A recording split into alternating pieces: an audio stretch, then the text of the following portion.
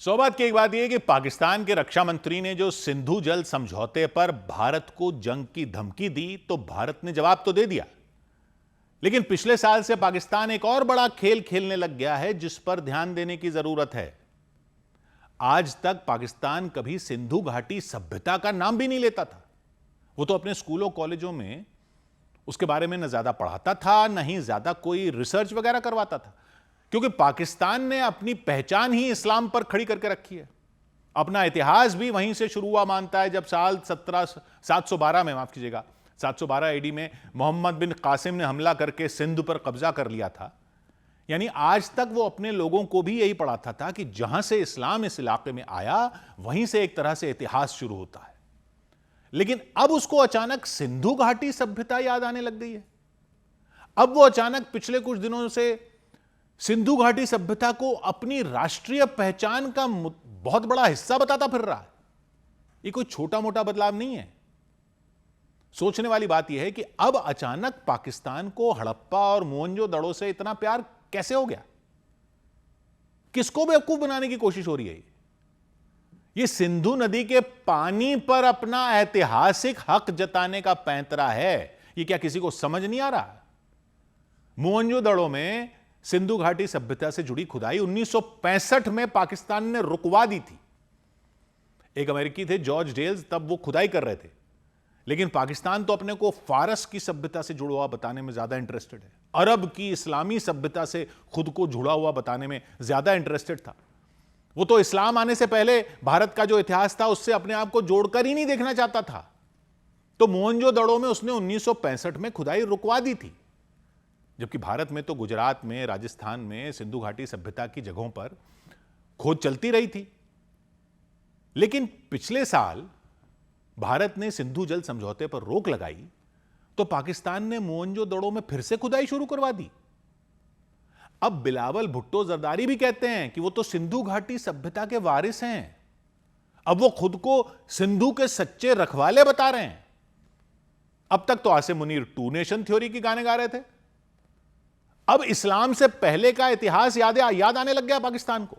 असली कहानी यह है कि पाकिस्तान अब सिंधु घाटी सभ्यता और इस्लाम से पहले की विरासत का इस्तेमाल करके खुद को सिंधु नदी का वारिस बताना चाहता है, ताकि सिंधु नदी के पानी पर अपना दावा मजबूत कर सके। अब वो मोहनजोदड़ो की बात कर रहा है, तक्षशिला को अपनी विरासत बता रहा है, गांधार उसको याद आ रहा है, बलूचिस्तान का मेहरगढ़ याद आ रहा है।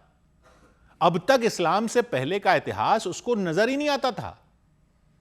सरकार वहां डॉक्यूमेंट्रियां बनवा रही है, सेमिनार कर रही है, विदेशों में कार्यक्रम कर रही है। सिंधु घाटी सभ्यता पाकिस्तान की पहचान का मुख्य हिस्सा बता रही है। तक्षशिला में टूरिज्म करवाया जा रहा है, बड़ा म्यूजियम बनाने की बात हो रही है। गांधार की बौद्ध विरासत और मेहरगढ़ को भी इसमें शामिल किया जा रहा है, ताकि पाकिस्तान को हजारों साल पुरानी लगातार चली आ रही सभ्यता का वारिस बताया जा सके। अप्रैल में वहां के राष्ट्रपति आसिफ अली जरदारी ने विश्व धरोहर दिवस पर यह तक कह दिया कि पाकिस्तान सिंधु घाटी, मेहरगढ़ और गांधार सभ्यताओं का चौराहा है। हालांकि इस पर अफगानिस्तान के पूर्व राष्ट्रपति हामिद करजई ने तीखा जवाब दिया कि गांधार का मुख्य इलाका अफगानिस्तान में है और कोई एक देश इस विरासत का पूरा मालिक नहीं बन सकता। हाल ही में पाकिस्तान ने ऑस्ट्रेलिया के हाई कमिश्नर, पाकिस्तान में जो ऑस्ट्रेलिया के हाई कमिश्नर हैं टिमोथी केन, वो तक्षशिला गए। उन्होंने कहा ये जगह ज्ञान का केंद्र थी जो इस पूरे इलाके को जोड़ती थी। तो पाकिस्तान के एक विश्लेषक हैं अकबर अली शाह, उन्होंने जवाब में लिखा कि सिंधु पाकिस्तान की है और उसका इतिहास भी पाकिस्तान का है।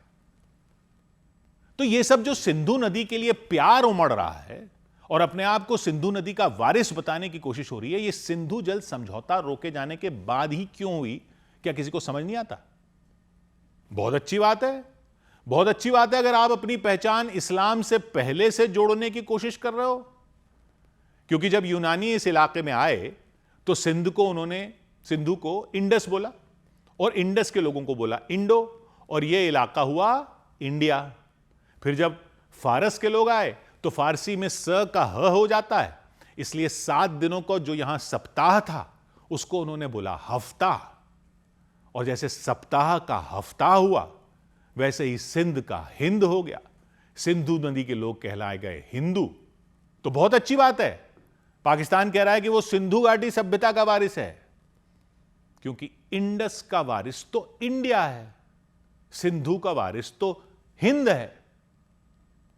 टू नेशन थ्योरी की धज्जियां तो उड़ी चुकी थी 1971 में, उसको दफन करने के लिए थैंक यू बता देना आसिम मुनीर को भी। और सिंधु घाटी सभ्यता की बात करते हो तो पता है आपको, इतनी सारी खुदाई के बाद भी वहां सब कुछ मिला, एक भी हथियार नहीं निकला है खुदाई में। तो किस मुंह से खुद को इस सभ्यता का वारिस बताते हो?